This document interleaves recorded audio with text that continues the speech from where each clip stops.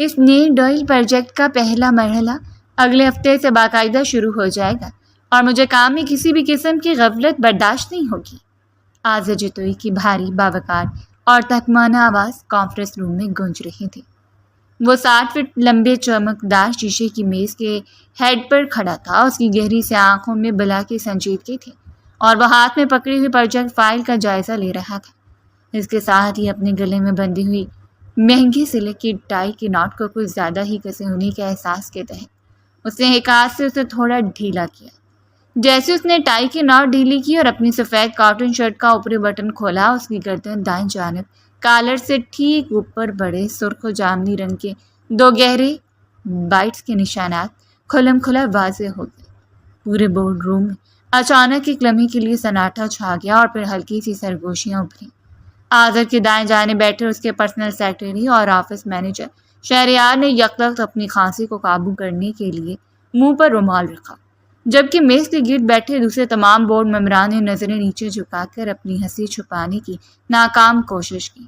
2 بزرگ ممبران نے تو باقاعدہ مسکراہٹ دبانے کے لیے اپنے قلم سے کاغذ پر کچھ بے معنی لکیریں کھینچنا شروع کر دی۔ آذر نے لمحے کے ہزارویں حصے میں پورے روم کی بدلی ہوئی فضا کو محسوس کیا۔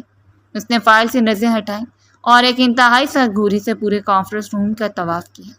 اس کی سی آنکھوں میں ایسی لرزہ کھیل سکتی تھی کہ جن لوگوں کے ہونٹوں پر ہنسی مچل رہی تھی ان کی مسکراہٹیں وہیں کی وہیں جم گئی۔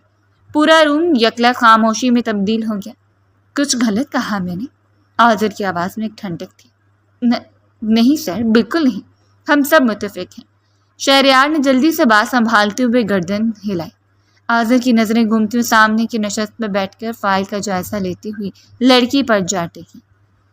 مشال جو اس نے ملٹی ملین ڈالر پروجیکٹ کی ہیڈ بھی تھی اور رشتے میں اس کی خفیہ بیوی بھی، اس پر شرم اور ندامت کے مارے بالکل سرخ ہو چکی تھی۔ اس نے اپنی نظریں فائل پر گاڑی ہوئی تھی، لیکن اس کا سرخ پڑتا ہوا رنگ صاف بتا رہا تھا کہ وہ نشانات کی حقیقت اور تمام ممبران کی خاموش ہنسی سے بخوبی واقف تھی۔ Meeting is over. آذر نے فائل کو زور سے میز پر پٹکا اور سرد آواز میں حکم دیا۔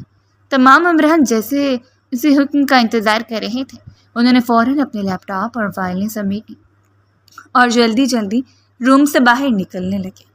شہریار نے نکلتے ہوئے آذر کو ایک شرارت بھری نظر سے دیکھا، لیکن آذر کے گھورنے پر دبی دبی مسکراہٹ کے ساتھ باہر نکل گیا۔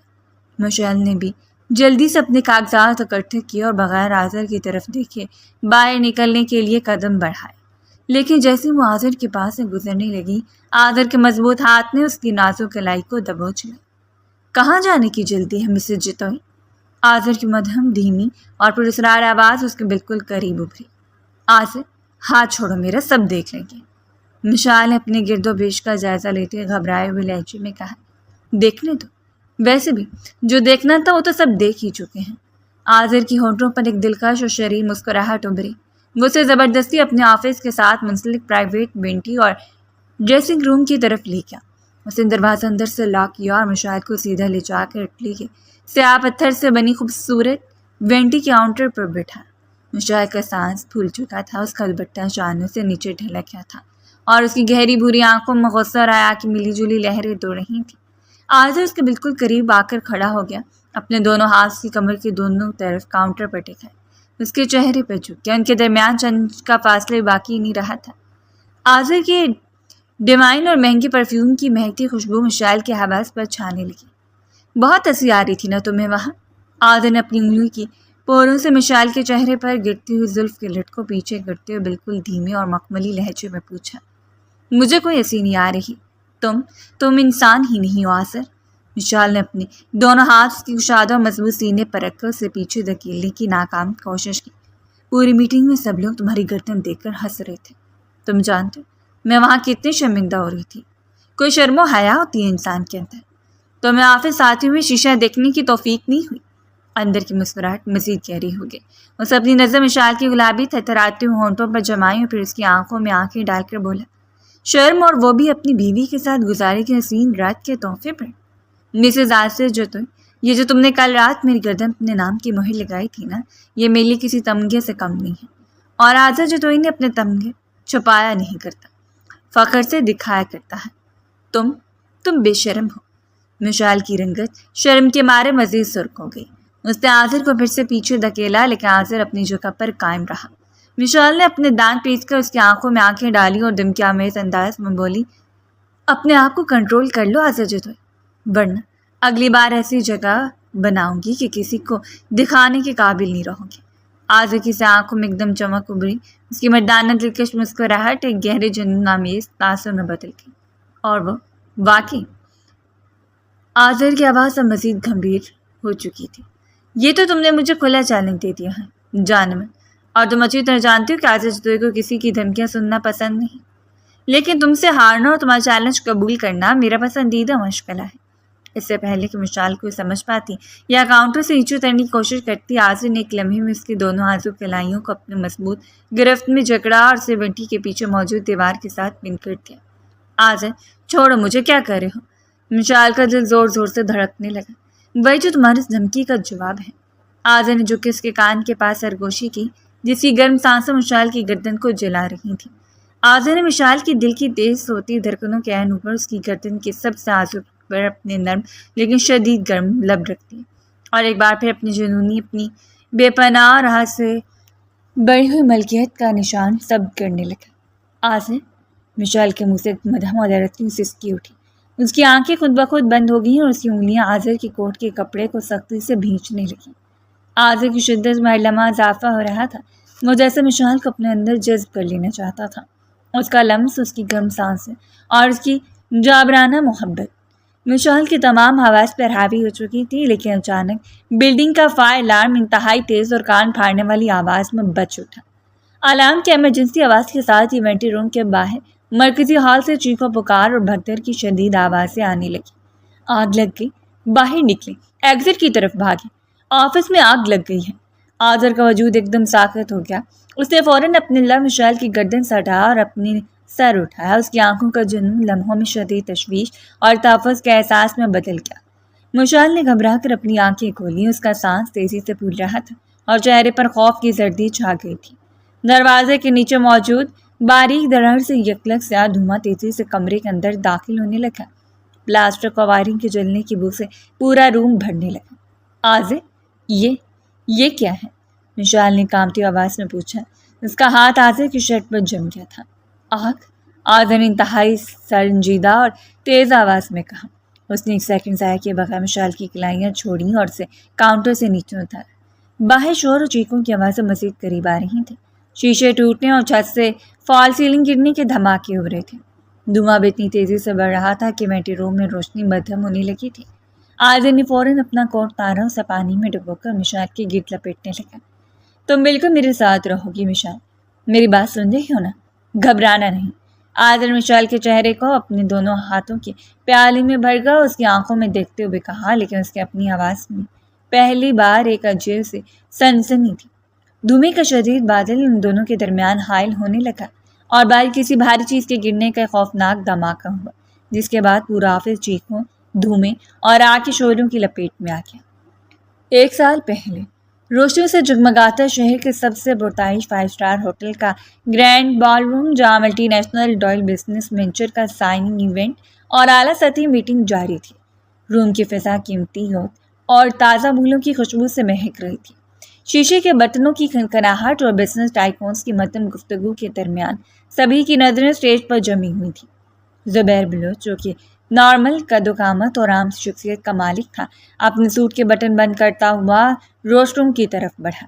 اس کے چہرے پر ایک فاتحانہ مسکراہٹ تھی، لیکن اس مسکراہٹ کے پیچھے کا عجیب سا غرور بھی تھا، وہ غرور جو اسے اپنی برابر میں کھڑی عورت کی وجہ سے مل رہا تھا۔ خواتین و حضرات اور ہمارے محترم بزنس پارٹنرز، زبیر نے مائک سنبھالتی پرجوش آواز میں کہا، اس ملٹی ملین ڈالر پروجیکٹ کا خواب صرف میرا نہیں تھا، بلکہ اس کے اصل روس کا ڈیزائن اور اس کی حکمت عملی میری خوبصورت بیوی اور اس بزنس کی سینٹرل پارٹنر مشال کی بیرونی منت ہے۔ مجھے بتاتے ہوئے بےحد خوشی ہو رہی ہے کہ اس نئی پروجیکٹ کی چیف ایگزیکٹو اور ہیڈ بھی مشال ہی ہوں گی۔ زبیر نے ہاتھ کے اشارے سے مشال کو اسٹیج پر آنے کی دعوت دی۔ مشال، جو ایمرلڈ گرین کلر کے شاہانہ سلک سوٹ میں ملبوس تھی، انتہائی وقار اور خود اعتمادی کے ساتھ آگے بڑھی۔ اس کے سیاہ گھنے بال شانوں پر کھلے ہوئے تھے اور چہرے کی بے ساختہ دلکشی، گلابی لب اور جھیل سی گہری آنکھیں ایسی تھیں کہ بال روم میں موجود ہر شخص کی نظریں اس پر جا ٹھہری۔ وہ صرف خوبصورت نہیں تھی بلکہ اس کے وجود سے ایک سحر انگیز وائبس نکلتی تھیں جو دیکھنے والے کو مسحور کر دیتی۔ روم میں موجود مرد حضرات بے اختیار اس کے حسن اور انداز گفتگو کی تعریف میں ہلکی سرگوشیاں کرنے لگے، جبکہ خواتین کی نظروں میں رشک جھلک رہا تھا۔ تھینک یو زبیر، مشال نے مائک سنبھالا۔ اس کے آواز میں بیاں کی مٹھاس، ٹھہراؤ اور پیشہ ورانہ اعتماد تھا۔ اس پروجیکٹ کا بنیادی مقصد دو بڑے بزنس گروپس کو ملا کر ایک نیا معیار قائم کرنا ہے۔ وہ ابھی اپنی پریزنٹیشن کے ابتدائی جملے بول ہی رہی تھی کہ ایک گرینڈ بال روم کے باہری اور شاندار لکڑی کے دروازے پروقار انداز میں کھلے۔ پورا حال ایک لمحے کے لیے خاموش ہو گیا۔ عاضر جتوئی نے روم میں قدم رکھا تھا۔ سیاہ 3 پیس سوٹ میں ملبوس 6 فٹ 2 انچ کا قد، تراشیدہ داڑھی، تھیکے نین نقش اور چہرے پر بلا کا روب و دبدبا۔ عاضر جتوئی کی شخصیت میں ایسا جادوئی اور جابرانہ تاثر تھا کہ اس کا محض چلنا ہی ماحول پر چھا جانے کے لیے کافی تھا۔ اس کے ساتھ اس کا اسسٹنٹ اور مینیجر شہریار اور 2 باڈی گارڈز موجود تھے۔ عاضر نے ہال میں داخل ہوتی اسٹیج پر کھڑی مشال کو دیکھا۔ اس کے قدم وہیں جم گئے۔ مشال کی آواز بھی ذرا سے لڑکھڑائی، پھر اس نے خود پر قابو پایا، لیکن عاضر کی نظروں میں جو بلا کا کھنچاؤ اور شدت تھی اس نے مشال کے وجود میں ایک عجیب سی سنسنی دوڑا دی۔ عاضر نے مشال کے ایک ایک نقش، اس کے زلفوں کی لٹ اور اس کے گلابی ہونٹوں کو اپنی نظروں کے احاطے میں لے لیا۔ ایسا لگا جیسے اس بہرحال میں باقی تمام لوگ غائب ہو چکے ہوں اور صرف وہ دونوں آمنے سامنے ہوں۔ زبیر نے جلدی سے آگے بڑھ کر عاضر کا استقبال کیا۔ اوہ مسٹر عاضر، ویلکم، تشریف لائیے۔ ہمیں تو لگا تھا کہ آپ آج کی میٹنگ میں شاید شریک نہیں ہو سکیں گے۔ زبیر نے خوش آمدی اور آزادانہ انداز میں ہاتھ ملاتے ہوئے کہا۔ عاضر نے زبیر سے ہاتھ ملایا، لیکن اس کی پراسرار نظریں اسٹیج سے نیچے آتی مشال پر ہی جمی رہی۔ معذرت چاہتا ہوں زبیر، کچھ انتہائی ضروری فائلز کو فائنل کر رہا تھا، اس لیے دیر ہو گئی۔ عاضر کی بھاری اور ربدار آواز پورے حال میں گونجی، لیکن اب مجھے خوشی ہو رہی ہے کہ میں صحیح وقت پر پہنچا، ورنہ شاید اس تمام محفل کے اثر رونق کو دیکھنے سے محروم رہ جاتا۔ عاضر کے جملے کا اشارہ سیدھا مشال کی طرف تھا۔ زبیر کے چہرے پر ایک لمحے کے لیے ناگواری کی لہر دوڑی، لیکن اس نے مسکرا کر بات سنبھالنے کی کوشش کی۔ جی بالکل، آئے میں آپ کے اس پروجیکٹ کی ہیڈ سے ملواؤں۔ مشال، یہ ہمارے مین انویسٹر جتوئی گروپ کی آنر عاضر جتوئی ہیں۔ مشال عاضر کے قریب آئی۔ دونوں کے درمیان چند انچ کا فاصلہ تھا۔ عاضر کا قد اتنا لمبا تھا کہ مشال کے اس کے چہرے کی طرف دیکھنے کے لیے اپنی گردن تھوڑی اوپر اٹھانی پڑی۔ Pleasure to meet you mister Jatoi. مشال نے شائستگی اور پیشہ ورانہ مسکراہٹ کے ساتھ ہاتھ بڑھا کر سلام کیا۔ عاضر نے اپنا مضبوط ہاتھ آگے بڑھا، مشال کے نازک ہاتھ کو اپنے ہاتھ میں لے لیا۔ اس کی گرفت میں ایک عجیب سی نرمی اور جابرانہ ملکیت تھی جو عام بزنس ہینڈ شیک سے بالکل مختلف تھی۔ دی pleasure is all mine Mrs Mashal. عاضر نے اس کا نام لیتے آواز کو خاصا دھیما اور مخملی بنا دیا۔ عاضر مشال کے ہاتھ کو تھوڑے زیادہ وقت کے لیے تھامے رکھا اور اس کی آنکھوں میں آنکھیں ڈال کر زبانی انداز میں بولا۔ زبیر نے مجھ سے اس پروجیکٹ کے منافع اور اس کی خوبصورتی کا ذکر تو بہت کیا تھا، لیکن اس نے یہ حماقت کی کہ مجھے یہ نہیں بتایا کہ اس پروجیکٹ کا اصلی ماسٹر مائنڈ خود اتنا حسین اور نایاب ہے۔ اتنی دلکش موجودگی کے ہوتے ہوئے مجھے ڈر ہے کہ بورڈ کے ممبران پروجیکٹ کے فائلز پر دھیان دے پائیں گے یا پھر صرف پروجیکٹ ہیڈ کو ہی دیکھتے رہ جائیں گے۔ عاضر کے کھلم کھلا اور زمانی کمپلیمنٹ پر حال میں قریب کھڑے کچھ ممبران نے دبے لفظوں میں مسکراہٹ کا تبادلہ کیا۔ مشال کا دل ایک پل کے لیے دھک سے رہ گیا۔ عاضر کا انداز اس قدر بے باک و سحر انگیز تھا کہ کوئی بھی عورت جھجک جاتی، لیکن مشال نے انتہائی مہارت سے اپنی دھڑکنوں کو سنبھالا اور ایک خوبصورت پراعتماد مسکراہٹ کے ساتھ جواب دیا۔ تعریف کے لیے بہت شکریہ مسٹر جتوئی، لیکن میں آپ کو یقین دلاتی ہوں کہ جب آپ کا پروجیکٹ کا بزنس ماڈل، اس کا ریونیو پلان اور میری پریزنٹیشن دیکھیں گے تو آپ کو میری صلاحیتیں میری خوبصورتی سے بھی زیادہ متاثر کن اور شاندار لگیں گی۔ عاضر کے خوبصورت چہرے پر ایک دلکش شرح مسکراہٹ پھیل گئی۔ اس نے اپنے ہاتھ سے مشال کا ہاتھ آہستہ سے چھوڑا اور اپنی ٹائی کو ہلکا سا درست کرتے مزید اس کے قریب ہوا۔ حسن اور ذہانت کا یہ امتزاج انتہائی خطرناک اور جان لیوا ہوتا ہے مسز مشال، عاضر نے بالکل دھیمی سرگوشی میں کہا، جس میں صرف مشال اور پاس کھڑا زبیر ہی سن سکتے تھے۔ اور آپ شاید نہیں جانتی، عاضر جتوئی کو خطرناک چیزوں کو حاصل کرنے اور ان سے کھیلنے کا پرانا شوق ہے۔ مشال نے پلکیں جھکا کر اپنی مسکراہٹ کو چھپایا۔ اس کے چہرے پر ایک ہلکا سا گلابی رنگ ابھرا جیسے اس کا حسن مزید نکھر گیا، لیکن دونوں کے درمیان پہلی اس کشش اور عاضر کی کھلے عام تعریف نے پاس کھڑے زبیر کے تن بدن میں آگ لگا دی۔ زبیر کا چہرہ زرد پڑ گیا تھا اور اس کا جبڑا سختی سے بھینگ چکا تھا۔ زبیر خود ایک نارمل سی پرسنالٹی کا مالک تھا اور مشال جیسی بے پناہ خوبصورت عورت کا شوہر ہونے کے ناطے وہ ہمیشہ اندر اندر ایک شدید احساس کمتری اور انسیکیورٹی کا شکار رہتا تھا۔ وہ جانتا تھا کہ دنیا کا ہر مرد مشال کو دیکھ کر متاثر ہوتا ہے، لیکن عادل جتوئی جو نہ صرف 60 گنا زیادہ امیر، بااثر اور طاقتور تھا بلکہ بلا کا ہینڈسم اور پرکشش مرد بھی تھا، اس کا مشال کو اس طرح دیکھنا اور زمانی باتیں کرنا زبیر کو بری طرح چبھ رہا تھا۔ ہاں مسٹر عادل، زبیر نے مصنوعی انداز میں زبردستی ہنستے ہوئے بیچ میں داخلت کی اور مشال کا بازو تھام کے اسے تھوڑا پیچھے کیا۔ آپ تو مشال کی تعریفوں کیسے پل باندھ رہے ہیں کہ وہ بھی شرما گئی ہے۔ خیر میٹنگ کا وقت ہو رہا ہے، آئیں بیٹھتے ہیں۔ زبیر نے مشال کا بازو پر اپنی گرفت تھوڑی سختی سے مشال نے لمحے بھر کے لیے زبیر کی طرف حیرت سے دیکھا۔ زبیر کی آنکھوں میں شدید ناگواری، جلن اور غصے کے تاثرات واضح تھے۔ عادل نے زبیر کی اس بزدلانہ حرکت اور اس کے چہرے کے تاثرات کا گہرائی سے جائزہ لیا۔ اس کے ہونٹوں پر ایک فاتحانہ اور قالت تمیز مسکراہٹ ابھری۔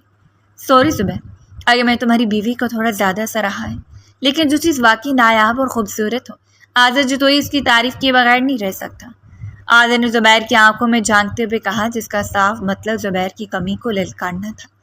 عادل گھوم کر مین سیٹ کی طرف بڑھ گیا اور جا کر کانفرنس ٹیبل کی سب سے مرکزی کرسی پر براجمان ہو گیا۔ مشال اپنے پیپر سنبھالتی ہوئی زبیر کے ساتھ بیٹھ گئی، لیکن اس نے محسوس کیا کہ سامنے بیٹھا عادل جتوئی اپنی سیاہ گہری آنکھوں سے مسلسل اسے ہی دیکھ رہا تھا۔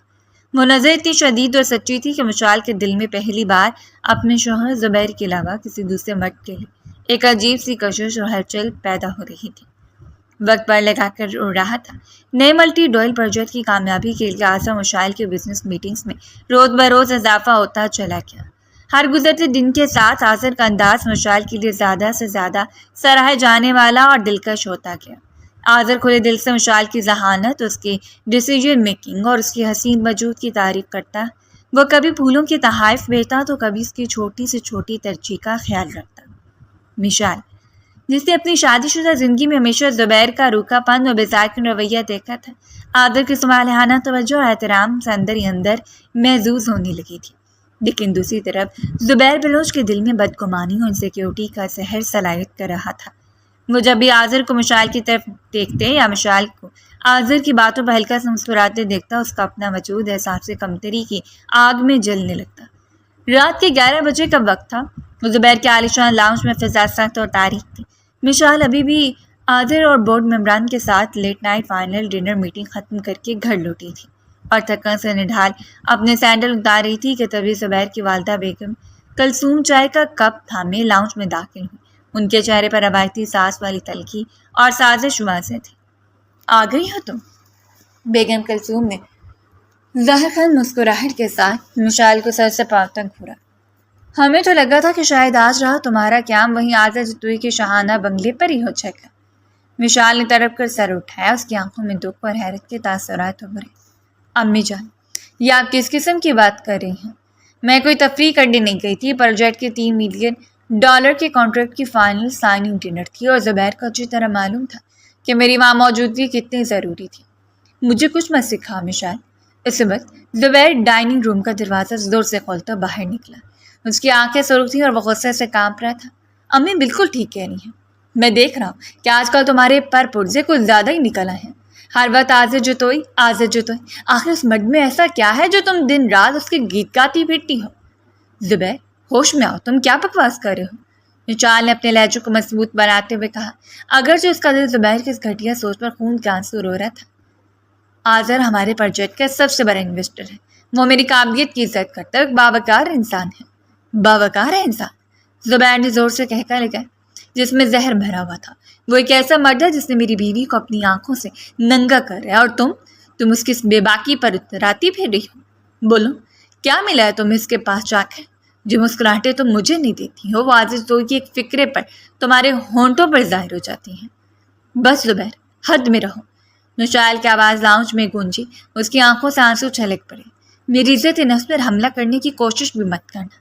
میں نے اس بزنس کو بچانے کے لیے دن رات ایک کیا ہے تاکہ تمہاری اور تمہاری فیملی کی سوسائٹی میں عزت قائم رہے، اور تم مجھ پہ اتنے گھٹیا تہمت لگا رہے ہو صرف اس لیے کہ تم ایک طاقتور اور ہینڈسم مرد کے سامنے کھڑے ہوتے ہوئے خود کو چھوٹا محسوس کرتے ہو۔ مشال کے اس فکرے پر زبیر کے احساس کمتری پر سب سے زبردست ضرب لگی۔ بیگم کلثوم نے فوراً آگ میں گھی ڈالا۔ دیکھا زبیر، میں نہ کہتی تھی یہ لڑکی تمہاری عزت کی دھجیاں اڑا رہی ہے، یہ تمہیں اپنے سامنے کچھ سمجھتی ہی نہیں، اس کا دماغ آج جتوئی کی دولت اور حسن نے خراب کر دیا ہے۔ آپ نے ٹھیک کہا امی۔ زبیر کے سر پر جیسے خون سوار ہو گیا، اس نے جھپٹ کر مشعل کا نازک بازو مروڑا اور اسے اپنی طرف گھسیٹا۔ زبیر چھوڑو مجھے۔ مشعل نے تڑپ کر اپنا بازو چرانے کی کوشش کی۔ مجھے نہیں چاہیے ایسی خوبصورت اور دلکش بیوی۔ زبیر پاگلوں کی طرح چیخا۔ مجھے نہیں چاہیے وہ بیوی جو خیر مرد کی آنکھوں کا تارا بنی رہے اور اپنی شوہر کو حقارت سے دیکھے۔ تم اپنی خوبصورتی پر اتراتی ہو نا، آج میں تمہارا یہ غرور خاک میں ملاتا ہوں۔ زبیر مت کرو ایسی حماقت۔ مشعل کو اندازہ ہوا کہ زبیر غصے کے کس خوفناک فیس میں ہے، لیکن بہت دیر ہو چکی تھی۔ زبیر نے اپنے ضبط کے اخلاقی توازن کھو دیا تھا۔ اس نے مشعل کو جھٹکے سے پیچھے دھکیلا، انتہائی نفرت کے ساتھ بلند آواز میں کہا، مشعل بلوچ، میں تمہیں طلاق دیتا ہوں، طلاق دیتا ہوں، طلاق دیتا ہوں۔ ایک ایسا گہرا ہولناک اور خون جما دینے والا سناٹا لاؤنج میں چھا گیا جیسے وقت کی سانسیں تھم گئی ہوں۔ مشعل کا وجود لرز کرے کیا، اس کا سانس سینے میں اٹک گیا۔ اس نے بے یقینی سے زبیر کو دیکھا جس کے چہرے پر ابھی بھی انتقامی جنون قائم تھا۔ بیگم کلثوم کا منہ بھی حیرت سے کھلا کا کھلا رہ گیا۔ ان کا مقصد مشعل کو ذلیل کرنا تھا، لیکن یہ اچانک طلاق ہو جائے گی اس کا اندازہ شاید انہیں بھی نہیں تھا۔ مشعل نے اپنے آنسو صاف کیے، اس کی آنکھوں میں موجود سچی محبت اور لحاظ لمحوں میں برف کی طرح جم گیا۔ اس نے کوئی چیخ و پکار نہیں کی، کوئی منت نہیں کی۔ اس نے خاموشی سے اپنا دوپٹہ سنبھالا، اپنے گرد و پیش کو ایک آخری اور سد نظر سے دیکھا اور اپنے کمرے کی طرف بڑھ گئی تاکہ اپنا سامان پیک کر سکے۔ اگلی صبح طلوع آفتاب کا سورج زبیر کے لیے تاریک ترین دن لے کر آیا۔ رات کے تیش کے بعد جب غصے کا بھوت اترا تو زبیر کو ہوش آیا کہ اس نے کیا تباہی مچا دی ہے۔ صبح کے 9 بجے اس کے پرسنل اسسٹنٹ کی مسلسل کالز آنے لگی۔ سر، آجا جتوئی صاحب کے آفس سے فون آیا ہے، وہ کہہ رہے ہیں کہ اگر مشعل میم آج کی بزنس بورڈ میٹنگ میں فائنل سائننگ کے لیے نہیں پہنچی تو جتوئی گروہ تمام فنڈز روک دے گا اور پروجیکٹ کی تمام پارٹنرشپ منسوخ کر دی جائے گی۔ اسسٹنٹ کی بات سن کر زبیر کے ہاتھوں سے فون چھوٹ کر نیچے گر گیا۔ اس کے جسم میں سرد لہر دوڑ گئی۔ اگرچہ پروجیکٹ منسوخ ہوتا تو بلوچ گروہ سیدھا دیوالیہ ہو جاتا، بینکوں کے اربوں کے قرضے، مارکیٹ میں بربادی اور فیملیز کا تماشا۔ زبیر کی آنکھوں کے سامنے اپنی موت ناچنے لگی، اور سب سے بڑھ کر دونوں فیملیز پچھلے 20 سالوں سے اتنے قریب تھی کہ اس طلاق کی خبر باہر نکلتے خاندانی تباہی مچ جاتی۔ زبیر دیوانہ وار بھاگتا مشعل کے کمرے میں داخل ہوا جہاں اپنا سوٹ کیس بند کر رہی تھی۔ مشعل، زبیر کی آواز میں اب کوئی غرور نہیں تھا، صرف اسے گڑگڑاہٹ اور التجا تھی۔ مشعل نے اس کی طرف دیکھے بغیر اپنا بیگ سائڈ پر رکھا۔ مشعل، میری بات سنو، مجھ سے بہت بڑی غلطی ہو گئی۔ زبیر نے تڑپ کر اس کے سامنے آ کر اپنے دونوں ہاتھ جوڑ لیے۔ میں غصے میں اندھا ہو گیا تھا، امی کی باتوں میں آ گیا تھا، براہ کرم مجھے معاف کر دو۔ مشعل نے سر نظروں سے اسے دیکھا۔ معافی؟ زبیر بلوچ، تم نے ایک سیکنڈ میں ہمارے سالوں کے رشتے کو مٹی میں ملا دیا۔ اب معافی کا کیا مطلب؟ تم نہیں سمجھتی مشعل۔ زبیر یکلگ مشعل کے قدموں میں بیٹھ گیا اور اس کے پیروں کو تھام کر پھوٹ پھوٹ کر رونے لگا۔ اگر تم اس وقت گھر چھوڑ کر گئی، اگر آج جتوئی کو ہماری فیملیز کو پتہ چلا کہ ہمارا رشتہ ختم ہو چکا ہے تو ہم سڑک پر آ جائیں گے۔ آج سارا پروجیکٹ منسوخ کر دے گا، میرا بزنس تباہ ہو جائے گا، مشعل میں برباد ہو جاؤں گا۔ مشعل نے نفرت سے اپنے پاؤں اس کی گرفت سے پیچھے کھینچے۔ تم اپنی بربادی سے ڈر رہے ہو زبیر، تمہیں اپنے سے رشتے کے ٹوٹنے کا کوئی تک نہیں ہے، تمہیں صرف اپنے پیسوں اور بزنس کی فکر ہے۔ مشعل کی آواز میں تلخی و حقارت کی انتہا تھی۔ ہاں، میں خود غرض ہوں، لیکن تم تو ایسی نہیں ہو نا۔ زبیر نے ہاتھ جوڑ کر منت کی، اس کی آنکھوں سے آنسو بہ رہے تھے۔ کم سے کم خاندانی وقار کی خاطر، ہمارے بزنس کو بچانے کی خاطر اس طلاق کی بات کو راز رکھو، کسی سے ذکر مت کرو کہ ہمارے درمیان طلاق ہو چکی ہے، جب تک ہم اس پروجیکٹ کو کسی کنارے نہیں لگا لیتے۔ تم یہ ظاہر کرو کہ تم میری بیوی ہو۔ میں تمہارے سامنے ہاتھ جوڑتا ہوں مشعل، مجھے سڑک پر آنے سے بچا لو۔ مشعل نے کچھ دیر کے لیے آنکھیں بند کر لیں، اس کے حساس طبیعت اور خاندانی وقار کا پاس اس کے قدموں کی زنجیر بن گیا۔ وہ جانتی تھی کہ اگر یہ خبر باہر نکلی تو اس کے اپنے والدین بھی صدمے سے مر جائیں گے۔ اس نے گہرا سانس لیا، اپنی آنکھیں کھولیں اور بالکل اسپاٹ آواز میں بولی، ٹھیک ہے زبیر بلوچ، میں خاندانی عزت اور وقار کی خاطر خاموش رہوں گی۔ دنیا کی نظر میں اور آزش دوئی کی نظر میں کچھ عرصے کے لیے تمہارے بزنس پارٹنر اور بیوی بن کر ہی کام کروں گی، لیکن یاد رکھنا تو میرے لیے اب ایک اجنبی سے زیادہ کچھ نہیں، تمہارا اور میرا رشتہ کل رات ہی ختم ہو چکا ہے۔ زبیر نے سوکھ کر سانس لیا۔ ابھی کے لیے اسے کچھ سکون ہو گیا تھا، لیکن ایک مسلسل فکر ابھی بھی باقی تھی کہ آگے کیا ہوگا۔ طلاق کے واقعے کو کچھ ہفتے گزر چکے تھے۔ ظاہری طور پر دنیا کی نظروں میں زبیر اور مشعل اب بھی کامیاب اور خوشحال بزنس کپل تھے، لیکن اس بند کمرے کی حقیقت یہ تھی کہ دونوں کے درمیان دوری قائم ہو چکی تھی۔ زبیر جو دن رات پچھتاوے کی آگ میں جل رہا تھا، اب اس حالت کو مستقل طور پر برقرار رکھنے کا قائل نہیں تھا۔ اسے مشعل کی ضرورت تھی، اپنے بزنس کے لیے بھی اور اپنے وجود کی تسکین کے لیے بھی۔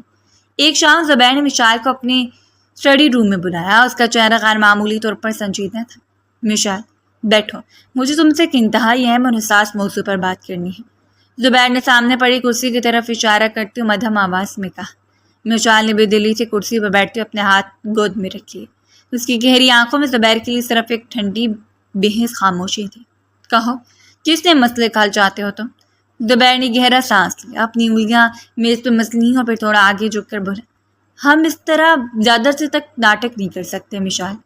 فیملیز کو کب تک دھوکہ دیں گے، اور بزنس میں بھی یہ کھچاؤ ہمارے کام کو متاثر کر رہے ہیں۔ میں نے علماء کرام سے رابطہ کیا، ہمارے رشتے کو دوبارہ شرعی و قانونی طور پر قائم کرنے کا صرف ایک ہی طریقہ ہے۔ مشعل نے سوالیہ نظروں سے اسے دیکھا۔ کون سا طریقہ؟ زبیر نے اپنی آواز کو مزید دھیما اور آزادانہ بناتے ہوئے کہا، حلالہ۔ یہی ہے کہ 3 طلاقوں کے بعد دوبارہ نکاح کے لیے ضروری ہے، لیکن میں کسی عام یا غیر شخص پر بھروسہ نہیں کر سکتا۔ مجھے ایک ایسے انسان کی ضرورت تھی جو ہمارا رازدار بھی ہو اور جس پر میں آنکھیں بند کر کے اعتماد کر سکوں۔ مشعل کی آنکھوں میں اچانک ناگواری اور شدید حیرت کا طوفان ابھرا۔ تم کیا کہنا چاہتے ہو زبیر؟ کھل کر بات کرو۔ عاضر جتوئی، زبیر نے بلا جھجک نام لیا۔ عاضر سے بہتر اور قابل اعتماد کوئی آپشن نہیں ہے۔ وہ میرا بزنس پارٹنر ہے، ایک باوقار اور شریف انسان ہے۔ میں نے ذہن بنایا ہے کہ میں عاضر سے بات کروں گا۔ وہ چند دنوں کے تم سے خفیہ نکاح کرے گا اور پھر خاموشی سے تمہیں طلاق دے دے گا۔ اس کے بعد ہم دوبارہ قانونی طور پر ایک ہو جائیں گے۔ بکواس بند کرو زبیر بلوچ۔ مشعل ایک جھٹکے سے کرسی سے اٹھی، اس کا پورا وجود غصے اور ندامت سے کانپ رہا تھا۔ اس کا چہرہ لال ہو چکا تھا اور آنکھوں سے آگ کے شعلے نکل رہے تھے۔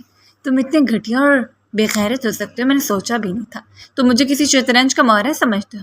ایک بار اپنے تیش میں طلاق دی اور اب اپنے فائدے کے لیے مجھے کسی دوسرے مرد کے بستر تک بھیجنے کے منصوبے بنا رہے ہو۔ مجھے حلالہ نہیں کرنا، میں تمہاری زندگی میں دوبارہ کبھی واپس نہیں آؤں گی۔ زبیر فوراً اپنی جگہ سے اٹھا اور اس کے آگے ہاتھ جوڑ دیے۔ مشعل، میری بات تو سنو، میری مجبوری سمجھو۔ اگر یہ نہیں ہوا تو ہم ہمیشہ کے لیے الگ ہو جائیں گے۔ کیا تم چاہتی ہو کہ ہماری اتنی سالوں کی عزت، ہماری فیملیز کا وقار اور ہمارا اتنا بڑا بزنس تباہ ہو جائے؟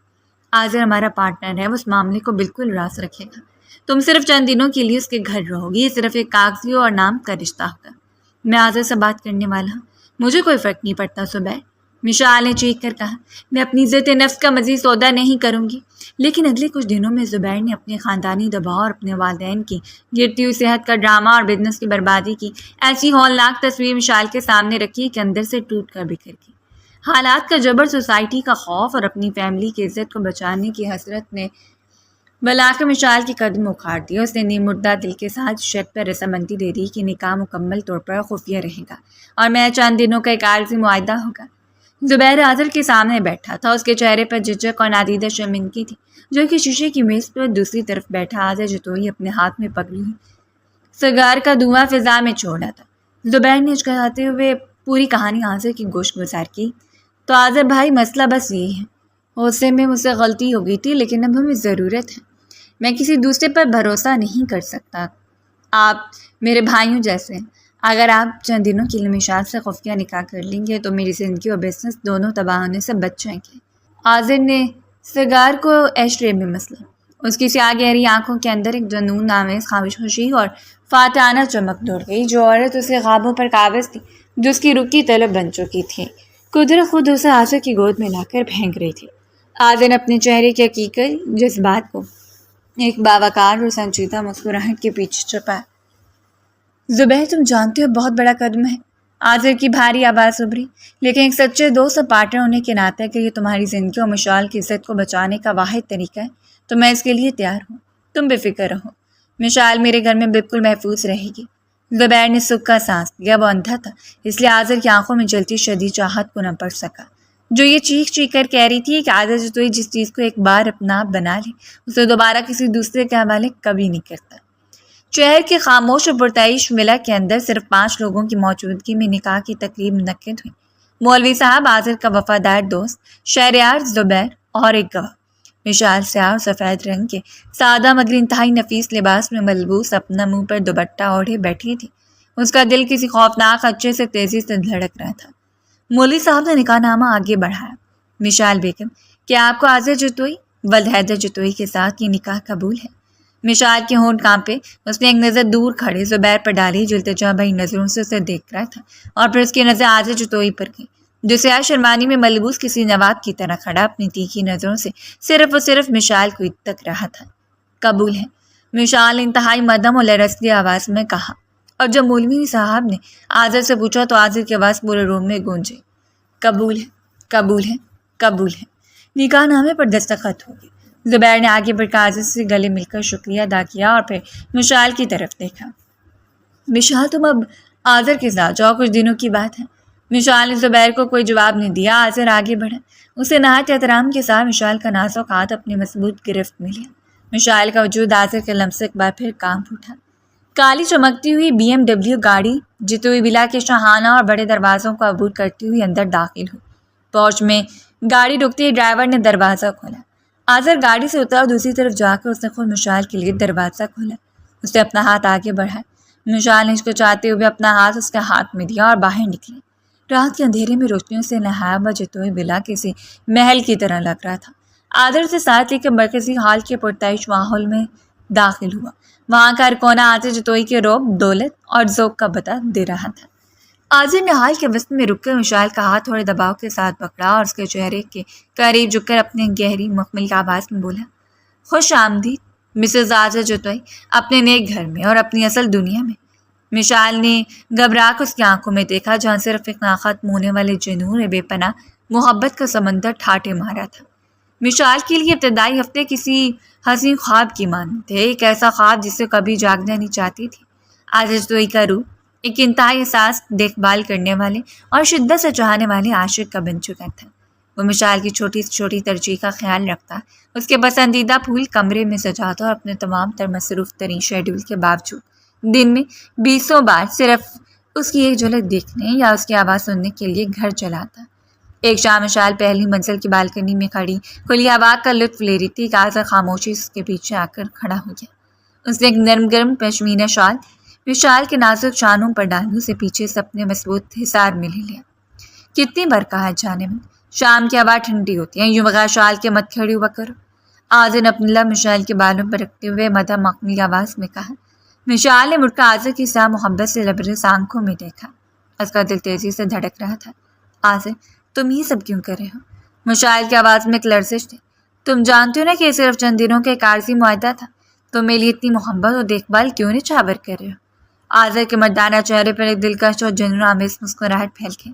اس نے مشال کا چہرہ اپنے دونوں ہاتھوں کے پیالے میں بھرا، اس کی جھیل سی گہری آنکھوں میں آنکھیں ڈال کر بولا، دیکھو مسز عاضر جتوئی نے اپنی زندگی میں کبھی دل کے سودے معاہدوں کی بنیاد پر نہیں کیے۔ جس دن تم نے میرے ساتھ اس نکاح کے کاغذ پر دستخط کیے تھے، اسی دن تم میری روح اور میری ذات کا حصہ بن چکی تھی۔ اور رہی بات تم پر محبت نچھاور کرنے کی، تو دنیا کی سب سے نایاب اور خوبصورت عورت کی عزت کرنا کوئی احسان نہیں، میری زندگی کا سب سے بڑا حاصل ہے۔ مشال کا وجود عاضر کے لمس و بے ساختہ اعتراف میں پگھلنے لگا۔ اس نے ماضی میں زبیر کے ساتھ گزرے سالوں کو یاد کیا۔ زبیر نے کبھی اس کی عقل، اس کے حسن یا اس کی ذات کیوں دل سے نہیں سراہا تھا۔ اس کے لیے مشال صرف ایک پروجیکٹ جیتنے کی چابی یا سوسائٹی میں دکھانے کا مہرہ تھی، لیکن عاضر کے پاس وہ ایک ملکہ تھی، ایک ایسی عورت جس کی عزت اور چاہت پر عاضر اپنی پوری سلطنت نچھاور کرنے کو تیار تھا۔ مشال کا احساس ہوا کہ اس کا دل جو زبیر کے روکھے پن اور اچانک دی گئی طلاق سے بنجر ویران ہو چکا تھا، عاضر کی بے پناہ محبت کے آبشاروں سے دوبارہ شاداب ہو رہا تھا۔ وہ رفتہ رفتہ خود کو عاضر کی شدید اور پاکیزہ محبت کی گہرائیوں مکمل طور پر غرق کر چکی تھی، لیکن جتوئی ولا سے باہر کی دنیا میں خوفناک طوفان پل رہا تھا۔ زبیر بلو جو دن گن رہا تھا کہ کب عاضر طلاق کی کاغذات کے حوالے کرے گا، اب شدت سے بے صبر اور مضطرب ہونے لگا تھا۔ کئی ہفتے گزر چکے تھے، لیکن نہ تو عاضر نے طلاق کا ذکر کیا اور نہ ہی مشال زبیر کا فون اٹھا رہی تھی۔ ایک دوپہر زبیر بغیر کسی اطلاع کے عاضر کی پرائیویٹ آفس میں داخل ہو گیا۔ اس کا چہرہ غصے، بدگمانی اور بے چینی سے سرخ ہو رہا تھا۔ عاضر، یہ سب کیا ڈرامہ ہو رہا ہے؟ زبیر نے شیشے کی میز پر ہاتھ مارتے ہوئے چیخ کر کہا۔ عاضر نے سکون سے اپنے لیپ ٹاپ سے نظریں ہٹائیں، اپنی کرسی پر پیچھے ٹیک لگائے اور انتہائی ٹھنڈی نظروں سے زبیر کو دیکھا۔ کیا ہو رہا ہے زبیر؟ تم بغیر اجازت میرے پرائیویٹ آفس میں یوں چیخ کیوں رہے ہو؟ تم جانتے ہو میں کس بارے میں بات کر رہا ہوں؟ زبیر کی آواز میں ناگواری شدید غصہ تھا۔ ہفتے گزر چکی ہیں، طے شدہ پلان کے مطابق تمہیں اب تک مشال کو طلاق دے دینی چاہیے تھی۔ میں نے تمہیں صرف کے لیے چند دنوں کی اجازت دی تھی، لیکن تم تو اسے اپنے بنگلے پر ملکہ بنا کر بٹھائے ہوئے ہو اور میری کالز کا جواب تک نہیں دیا جا رہا۔ آذر کا چہرہ لمحوں میں سخت ہو گیا۔ وہ ایسا سے اپنی کرسی سے اٹھا اور زبیر کے قریب آیا۔ اس کا قد اور روب زبیر پر حاوی ہو گیا۔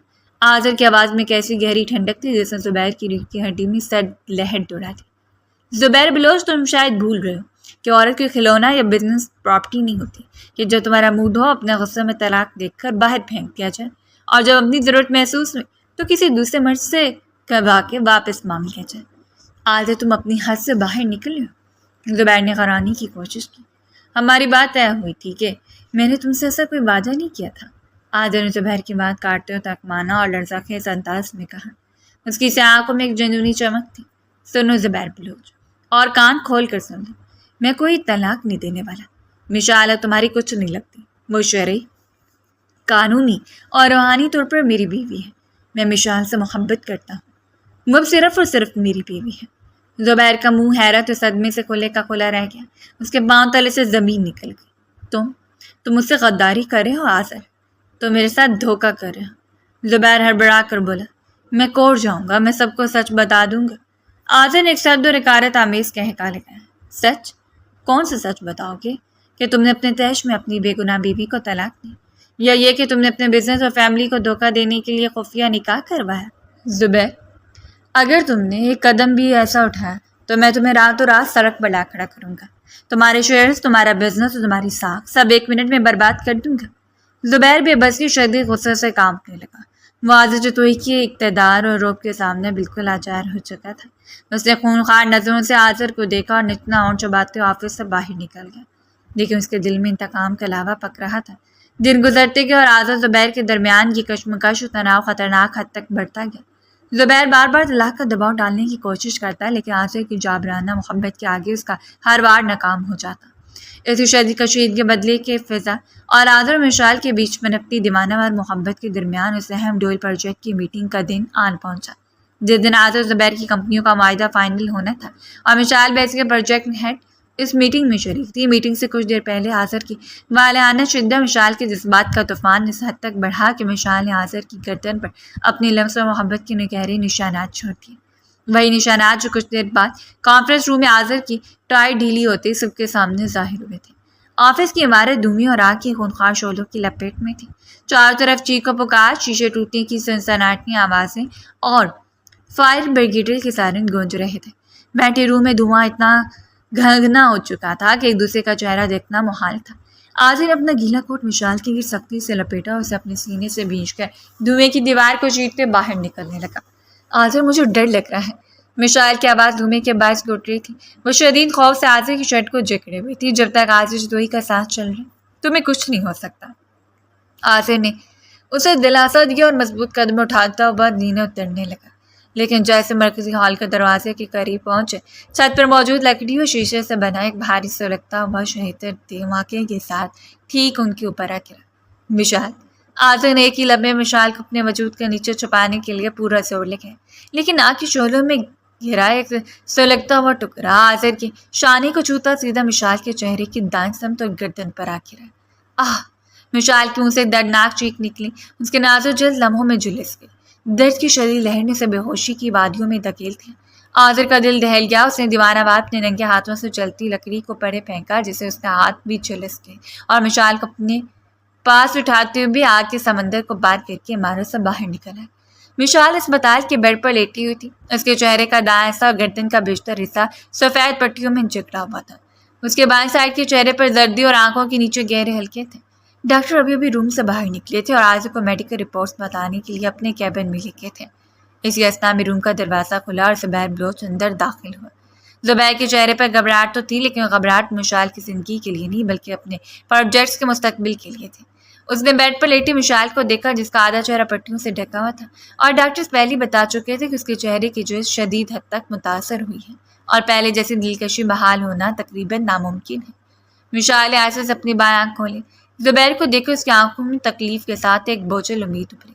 زبیر، مشال نے انتہائی خاموش زور اور لرزتی آواز میں اسے پکارا۔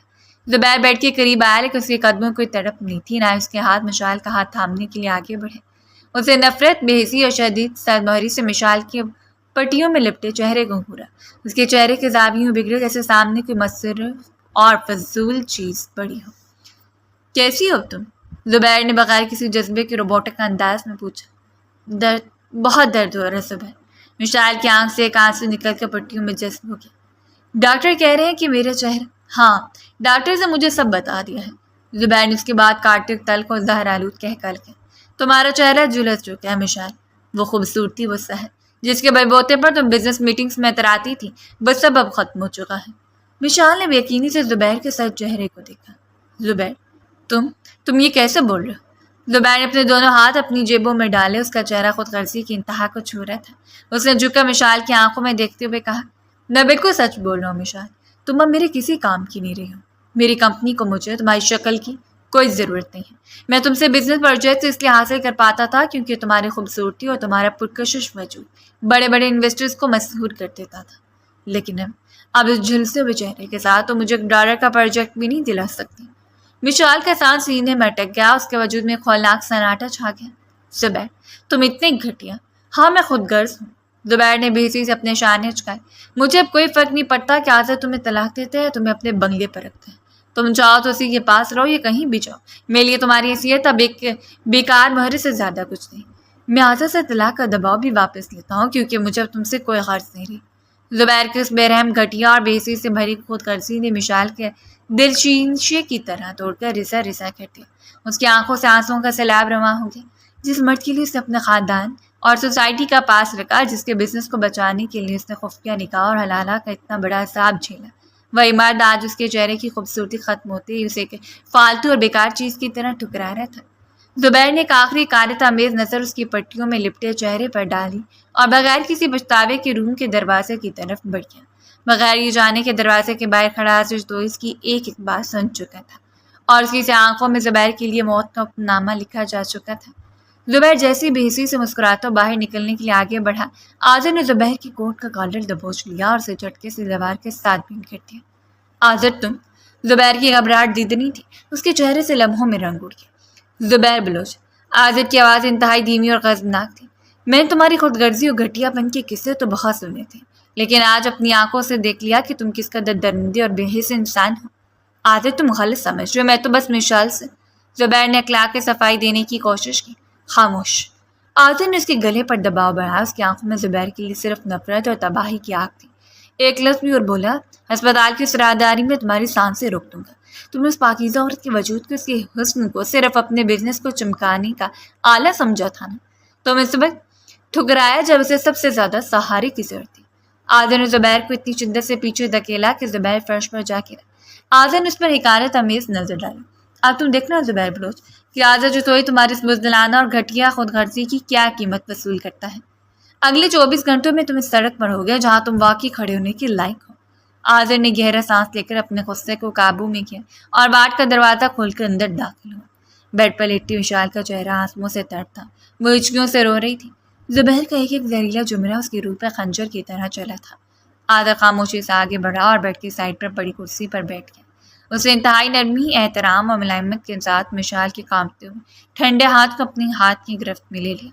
مشال نے تڑپ کر اپنا چہرہ دوسری طرف پھیرنے کی کوشش کی۔ آزر، دور رہو مجھ سے پلیز۔ تم نے سنا نا زبیر نے کیا کہا؟ میرا چہرہ جھلس چکا ہے، میں اب ایک بدرنگ اور بے مصرف عورت بن چکی ہوں۔ میری طرف مت دیکھو مشال۔ آزر کی مخملی آواز میں ایسی شفقت اور حاکمیت تھی کہ مشال کا دل لمحے بھر کے لیے تھم گیا۔ آزر نے اپنے جھلسے ہوئے ہاتھ کے نازک پوروں سے مشال کے چہرے کو نرمی سے اپنی طرف موڑا۔ زبیر جیسے اندھے، بے حس اور لالچی شخص کی باتیں سن کے اپنے نایاب آنسوؤں کو ضائع مت کرو۔ آزر کی آنکھوں مشال کے لیے محبت کا سمندر موجزن تھا۔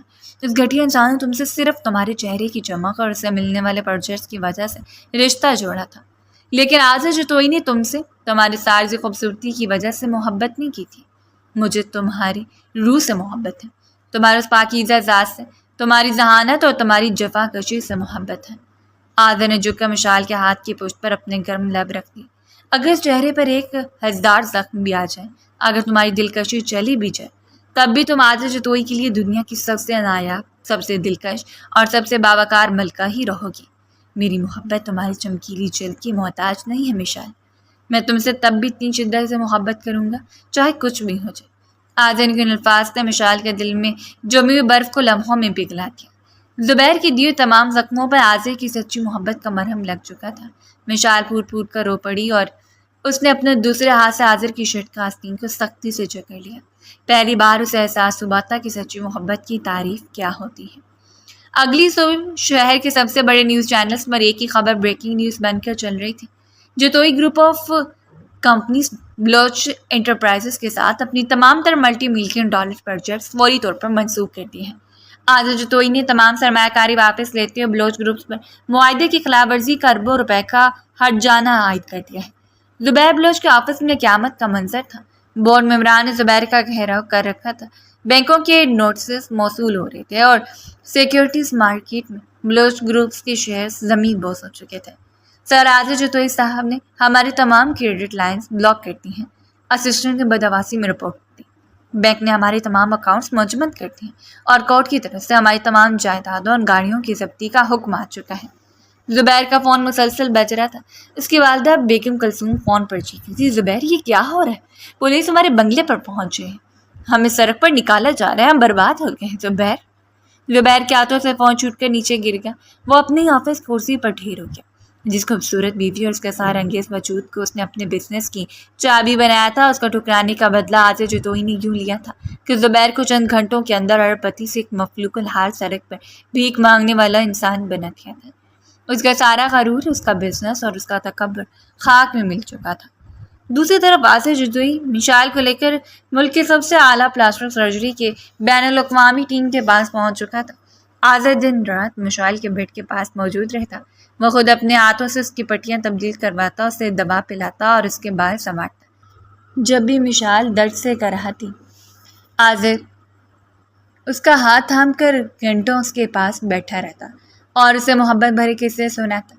ڈاکٹر ہریسن نے عازر کے ساتھ میٹنگ میں مسکرا کر کہا، مسٹر جتوئی، آپ کی بیگم کا کیس حساس ضرور ہے، لیکن آپ کی بے پناہ دیکھ بھال اور ان کے اندر جینے کی امید نے کام آسان کر دیا ہے۔ ہم لیزر ریکنسٹرکٹیو سرجری شروع کر رہے ہیں۔ میں آپ کو گارنٹی دیتا ہوں کہ چند ماہ کی سرجری اور لیزر تھراپی کے بعد ان کا چہرہ نہ صرف ٹھیک ہو جائے گا بلکہ پہلے سے بھی زیادہ پر نور اور چمکدار ہو جائے گا۔ عادل نے ڈاکٹر کا شکریہ ادا کیا اور وارڈ میں واپس آ کر مشال کے ماتھے پر بوسہ دیا۔ سنا تم نے جانے من، بہت جلد تم پہلے سے بھی زیادہ مسکراؤ گی اور میں تمہاری دلکشی مسکراہٹ پر اپنی پوری دنیا نچھاور کرتا رہوں گا۔ مشال نے عازر کی آنکھوں میں دیکھا جہاں صرف اور صرف سچائی، وفاداری اور بے پناہ محبت کا نور دمک رہا تھا۔ اس نے اپنے دل میں خدا کا شکر ادا کیا کہ اس نے زبیر جیسے خود غرض انسان کے چنگل سے نکال کر اسے عازر جیسے سچا باوفا مرد کے آغوش میں پہنچا دیا تھا۔ چند ماہ بعد شہر کا سب سے پرتعیش اور عظیم و شان بینکویٹ ہال، جو شاہانہ فانوسوں اور نایاب سفید گلابوں سے دلہن کی طرح سجا ہوا تھا، ہال میں ملک کی پوری بزنس کمیونٹی، اعلیٰ حکام، بین الاقوامی پارٹنرز اور میڈیا کے نمائندے موجود تھے۔ ہر طرف مدھم موسیقی اور شیمپین کی گلاسوں کی کھنکھناہٹ گونج رہی تھی۔ یہ جتوئی گروپ آف کمپنیز کی تاریخ کی سب سے بڑی اور یادگار گرینڈ ریسیپشن پارٹی تھی۔ ہال کی تمام روشنیاں یک یک مدھم ہوئی اور مرکزی شاہی سیڑھیوں پر ایک تیز اسپاٹ لائٹ جاگ ٹکی۔ سب کی نظریں اوپر اٹھیں اور پورے ہال میں ایک ساتھ تحسین کی سرگوشیاں ابھریں۔ عادل جتوئی سیاہ رنگ کے بے حد نفیس اور قیمتی ارمانی سوٹ میں ملبوس، اپنے روایتی روب دبدبے اور بلا کے ہینڈسم انداز کے ساتھ سیڑھیوں پر کھڑا تھا اور اس کے ساتھ اس کا ہاتھ تھامے کھڑی تھی مشال کا روپ دیکھ کر روم میں موجود ہر شخص دنگ رہ گیا۔ شاہانہ لال اور سنہرے رنگ کی کیپ ڈریس میں ملبوس اس کا چہرہ پہلے سے بھی زیادہ پر نور، دلکش اور نکھرا ہوا نظر آ رہا تھا۔ عالمی شہرت یافتہ پلاسٹک سرجنز کے اعلیٰ ترین تھراپی اور عازر کی بے پناہ محبت تو دیکھ بھال نے اس کے چہرے کی جلد کو یوں شاداب کر دیا تھا کہ حادثے کا یا سرجری کا کوئی ایک نشان بھی باقی نہیں رہا تھا۔ وہ ایک بار پھر دنیا کی سب سے حسین، بااعتماد ملکہ لگ رہی تھی۔ عازر نے نیچے اترتے مشال کی طرف دیکھا اور اس کے کان کے پاس جھک کر مدھم مخملی آواز میں سرگوشی کی۔ میں تم سے کہا تھا نہ جانے من کہ عازر جتوئی کی نظر جس پر جم جا اس کا سحر کبھی ختم نہیں ہوتا۔ تم آج پہلے سے بھی زیادہ حسین اور دلربا لگ رہی ہو۔ مشال کے ہونٹوں پر ایک بے ساختہ شربتی مسکراہٹ پھیل گئی۔ اس نے عاذر کی آنکھوں میں چھپے بے پناہ پیار کو دیکھا اور اس کے مضبوط ہاتھ پر اپنے ہاتھ کی گرفت مزید سخت کر دی۔ اور میں نے بھی تم سے کہا تھا نا عاذر کہ تم صرف اپنے لفظوں کے نواب نہیں ہو، تم اپنے جذبے اور محبت کے سچے بادشاہ ہو۔ تم اپنے اس پناہ اور وفا نے مجھے ایک نیا جنم دیا۔ عاذر نے اس کے نازک ہاتھ کو چوم لیا اور دونوں مسکراتے ہوئے اسٹیج پر رکھے گئے مائکرو فون کی طرف بڑھے۔ عاذر نے مائک سنبھالا اور اس کی باوقار آواز پورے حال میں گونجی۔ خواتین و حضرات، آج کی یہ پرشکوہ شام صرف ہمارے نئے گلوبل وینچر کی خوشی میں نہیں ہے، بلکہ یہ شام میری زندگی کی سب سے بڑی فتح، میرے دل کے سب سے بڑے حاصل کی جشن ہے۔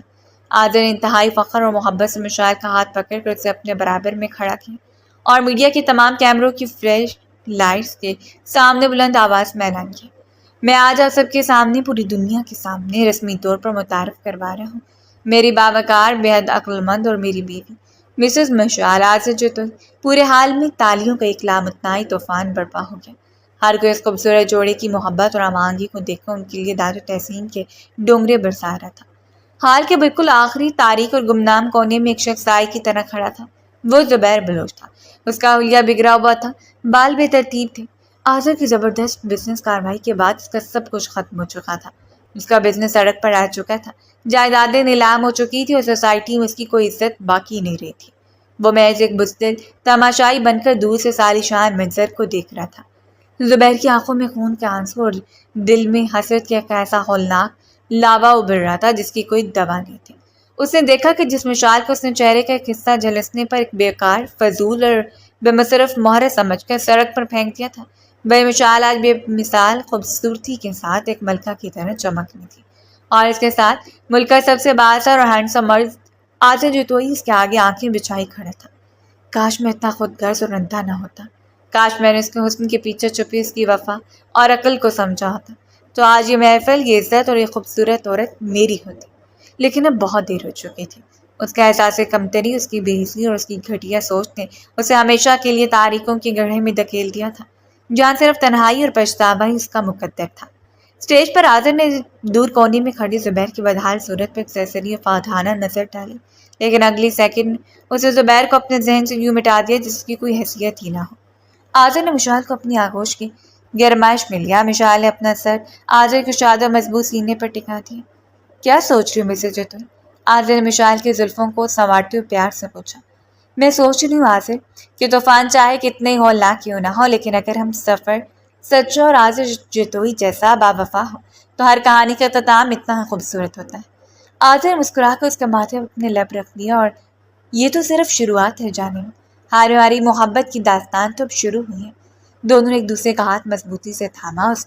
ان کے ہونٹوں پر ایک دائمی مسکراہٹ تھی جہاں خود غرضی اور مکر و فریب ہار چکی تھی اور سچی محبت، بے مثال وفاداری اور سچائی کی مکمل فتح ہو چکی تھی۔